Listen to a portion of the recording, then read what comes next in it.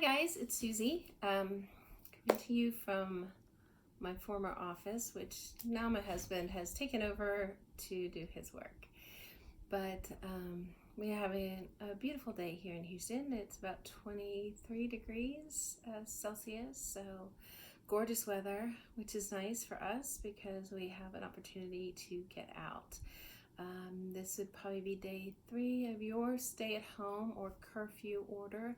I hope you guys are paying attention to the directives of your local government and of President Putin, because this virus is serious, and the best fight that we have against it is to stay at home and follow the rules.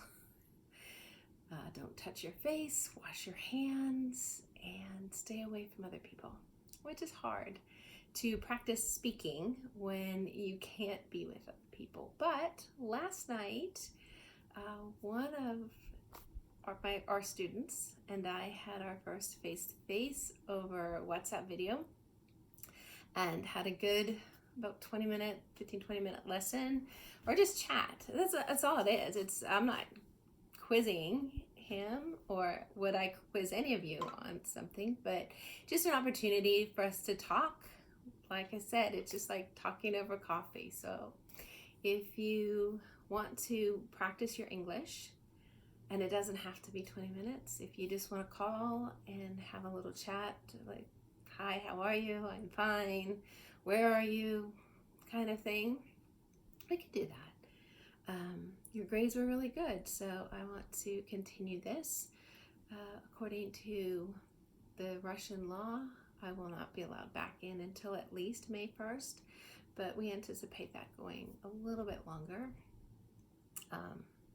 just based on what's happening here in the US. So we have some work to do. We can do this long distance, so let's do it. Reach out to me from WhatsApp. Either write, you can send an email. I will respond to you if you want to practice your writing, and just send me emails. I will not only respond, I will help you. I won't correct it too harshly, but I'll correct it, and let's see if we can do this, because it's important, and your 5s on the test are important to me, and I know that you'll be successful once we get a chance to get life back to how it used to be. So in the meantime, last video I made, I talked about description and how it's really important now more than ever to be descriptive. But description sometimes looks different, so I thought we'd kind of review some of the basics, and you can, as you're writing or practicing vocabulary, reaching out for new words, here's some ideas. And I said last video, write about what you see out your window. And every day you can actually add to that, maybe make it more descriptive. The first day can just look like, outside my window, I see snow and trees and blue sky. All right, it's a great start, but we want to talk a little bit about that. So, y'all know I like a whiteboard. Okay, so let's talk about color. So to say white snow, blue sky, that's great. It's a start, right? It's how we start with anything, is just naming the color. What is it? Now, blue can be many things, all the colors. And so even in the Russian language, and sorry guys, I don't remember how to do that, but we have words we put in front of the names of the colors to either indicate that it's light or dark. And so dark blue, light blue. But we also have other words to describe blue. We can say ocean blue or sky blue. Picking flowers, thinking about a flower, periwinkle blue, which is a purpley blue. So you can be more descriptive in what the color actually is. So the second step, is it light or is it dark? What is the quality of that color? And then can we further name the name? Is the color bright or is it dull? at the end of winter, sometimes that white snow, as it's kind of melting and refreezing, it's not very bright. It's not that bright white that we get in January when it's beautiful and coming down, and everything looks almost shiny. So something can be bright or it can be dull. Sometimes a car color, when it comes the first time you buy a car, it might be a really bright color, but after having it for 15, 20 years, it might not be. It might be very dull. So dull is just faded. And so talking about fresh or faded colors. Fresh snow, fresh white snow means something different than, faded snow from yesterday. And as you use those words to describe things, you'll see that it expands your vocabulary. It helps you to have word choices, and it just helps us all understand more precisely what somebody means. So color, so I want you to just write every day, just keep changing and adding to what you start with, looking out your window. So if it starts with, I see white snow and blue skies, I want you to every day add something different, and not just in the color. Okay, we can talk about size. So if you see trees outside your window, and I hope you do, I get to see trees outside my window here. We have 11 very, very large pine trees in our backyard. So I look at those every day. So what do your trees look like? Mine, they can be, if there's something small, maybe a bush or a flower, small or maybe tiny. So you don't always have to use the word small. Small is relative, right? A small car is still bigger than a small rock, but you can always use the word tiny. So some things that you can do, medium-sized could be something average, an average-sized tree. Because what does a medium-sized tree mean anyway? Some people, a medium-sized tree might be, I'm gonna do this in feet, 6 feet. My trees out here are 70 feet tall. So a medium-sized one of those would still be a pretty large tree. So big or large, as you use those words, find other ways to say the same thing. Okay, short or tall. And describing something, you wouldn't describe the size of a car as short or tall. That would be a person, but you could describe a short tree or a tall tree or tall bush. Anything that makes it a little bit more understandable. We want, when we write especially, or when we describe, we really want people to, in their mind, have that picture and think about Pushkin. Oh my gosh, you guys know I love Pushkin. But his words, the amount of words he uses in his books, and I think Onegin, I can't remember, it's crazy, 11,000 different words or something. I don't know. I'm exaggerating. But he kept finding different ways to really get precise about us being able to read and understand exactly, we could picture that so precisely. And he was great at manipulating words that way. So if you have extra time, try to read Pushkin in English, especially Onegin. There's a couple of good Onegins, but nothing's as good as Russian, which is the only reason sometimes I really want to learn Russian, is to be able to read him in his native language. Huge is larger than large. And that's an expression. Larger than large. Huge or oversized. We use this, you can use that, especially talking about cars. Sometimes a big truck, you want to just say it's bigger than large. It's oversized.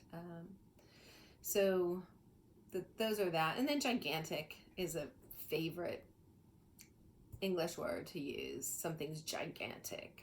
It's unbelievably huge. So as you describe things, that would be a good way to do it. Okay. So let's also talk about what's outside your window. And hopefully you are getting the opportunity to step outside of wherever you are. Even if it's cold, that has never stopped anybody in Russia, I promise you, because I would be happy to be standing outside in the snow for a little bit. So go outside and take a few minutes just to be in the sun. If it's shining, especially if it's shining, it's good for you. But you take a deep breath, and what do you smell? And sometimes snow has a smell. When it's snowing or raining, that has a special smell. And so you can have a light smell. Perfume might be light, or it can be strong. And neither light nor strong is a bad word or a good word. Light could just mean that you could barely smell it. And sometimes that's good, and sometimes that's bad. If you're trying to smell something, a flower, a light smell of a flower might not be what you want if you have planted flowers to be fragrant. Fragrant is a great smell word. Fragrant means it's a positive word. It means a good smell. So fragrant can refer to flowers. Fragrant can refer to food. Oh, you get some good garlic and herbs, and definitely fragrant. Ginger, that stuff is fragrant. So sometimes a strong smell is a good thing. Sometimes it's not. Harsh smell. Now, obviously, I'm asking you to go outside your apartment or your house and take a minute to see your surroundings and describe them. So, is harsh good? No. And some of these words later will help you. If you're trying to describe a problem on a piece of equipment, knowing that something is harsh might be how that is. Sometimes it's sharp. It's a sharp smell. A burning smell. Sweet or sour. And that could be very important words too. Sweet, well, you know what sweet is. If something smells sweet. Or sour. Sour can be lemons, limes. They have a sour smell. Flowers, sugary things, donuts. Ooh, donuts. I spent the day cooking today, baking actually, which is really, okay, this is day 17 of self-isolation for me. And you know it's gotten really bad when I'm baking because I don't bake. But my mom's here and she bakes, and so we're doing it together, and I'm learning a lot. So when we all get back together, I will bake y'all some cookies because I baked all the cookies today, and now I know how. Anyway, that was a little aside, sorry. But smells, like those actually have a relevance to what we do in the industry. That could, if you're working on equipment especially, or if you're on the rig, a burning smell is not good. Burning rubber is a way to describe a smell that's very bad too, and would be indicative of a problem. So let's just think about some smell words and use them just outside, but you could smell, it could smell like oily if you're near a car, or I don't know. Y'all write about it. Let me know. Send me some descriptions about where you're at, where you are. But I want to kind of, before I get on to sound, I want to tell y'all a little story. So years ago in the U.S., there was a national radio show And there were two brothers who, I don't know if they were really brothers, they called themselves brothers, but they were automobile repairmen. And people would call in and say, my car sounds like this. And almost every time, with some prompting about what those sounds sounded like and what the car was doing, they would actually be able to tell them what was wrong with their car over the radio.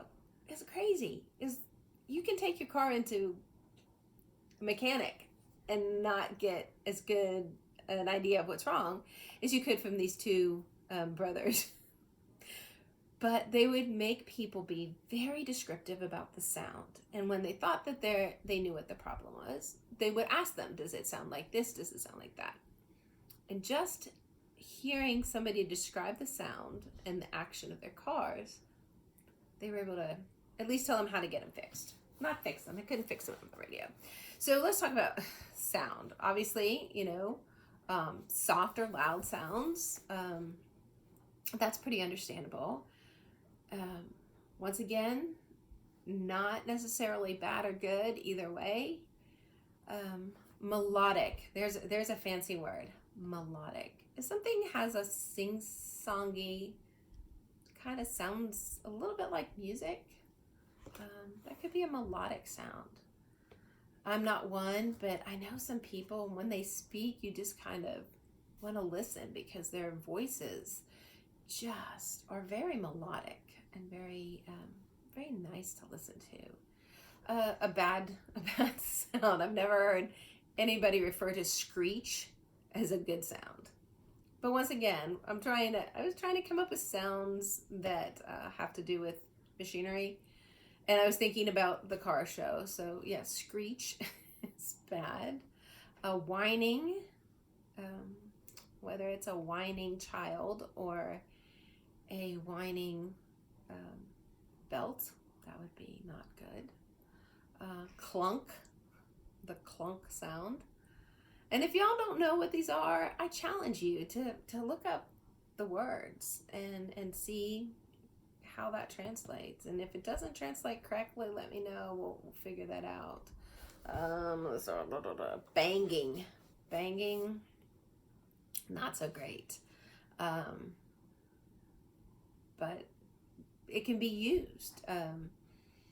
You can have a banging noise outside your house. Maybe the wind is blowing something into one item into another. So maybe it's blowing a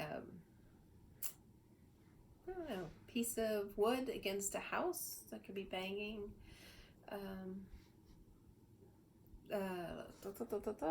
Buzzing noise.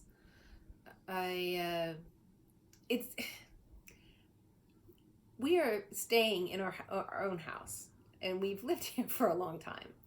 But after living away for a couple of years, you kind of begin to forget all the little sounds that your own house makes. And I know that some of you are staying in Usno, and that's not home, and you're in apartments, and so you probably are going through the same thing.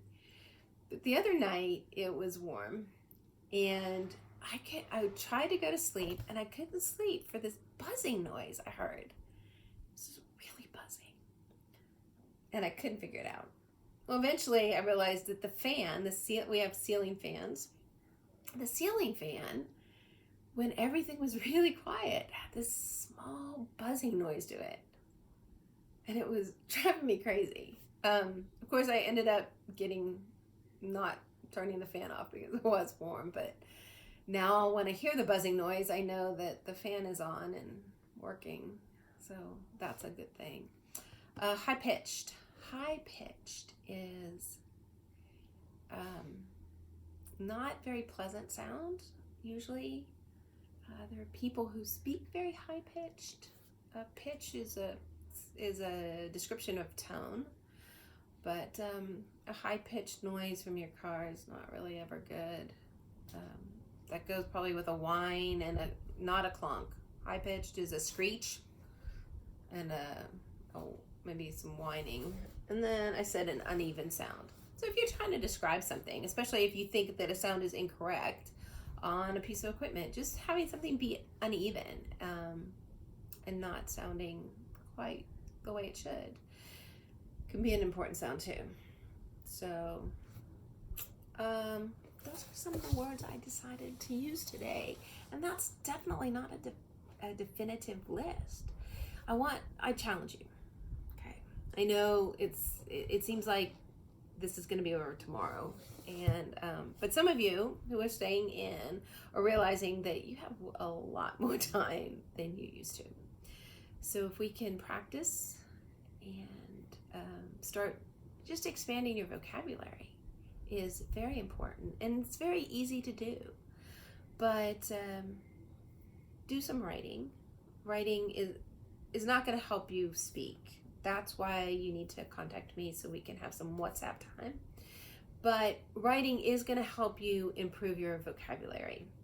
It is also going to help you with your grammar and putting the words together correctly so that when you do speak them, you will have them in the right place. And we all know the challenge of the difference between Russian and English, and how in English it's a little bit more difficult for Russian speakers because we have a very set pattern to how our grammar should be. So writing will help your grammar a lot. Writing sentences, describe your outside, describe your inside. I don't know. But keep practicing and reach out. Send me a WhatsApp message, and you can down below, you can make a comment or send me an email. I know Victoria shared all of my contact with you, and since I've been able to do it with at least one of you, I know that I can connect with the rest of you. In the meantime, stay safe, stay inside, wash your hands, keep your distance from other people, and I look forward to seeing you guys again. I'll put up another video, so keep watching. If nothing else, you get to hear me. It's not the best, but send me a question. I'd love to answer. I'd love to have a topic. Send me a topic. What do you guys want? What do you want me to talk about? Anyway, have a great day, I guess. Yes, day, because it's my evening. So for me, it's Wednesday evening. For y'all, it's Thursday morning. But reach out, please, and have a great one. Bye.